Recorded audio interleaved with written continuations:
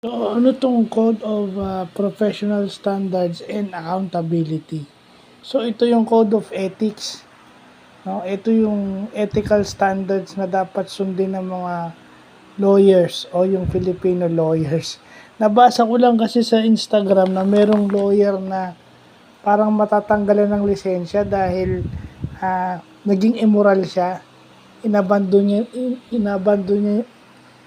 iniwan niya yung pamilya niya. So, siyempre, papasok doon yung yung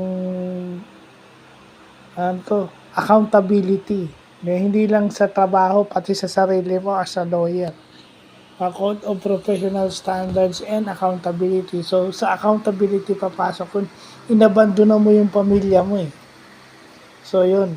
Yun yung bago nating natututunan ngayon. No? Yun yung ethical standards ng mga abogado. So, yun lang yung bago ngayon. At least may natutunan tayo. No?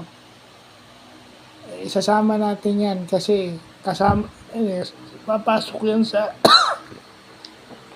papasok yan sa business law knowledge natin.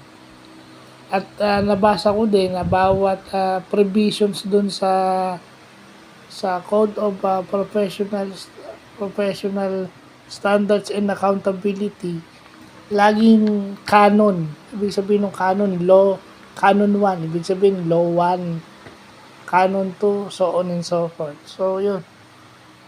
Yun yung bago. I mean, nakakatuwa. Kasi, ibig sabihin, yung mga empleyado, mayroong code of standards, mas lalo na to. Diba ang mga doktor may ganyan din, engineer may mga ganyan. Pero hahanapin pa natin yan. Butit nakita lang natin yung sa lawyers. So, yun lang po.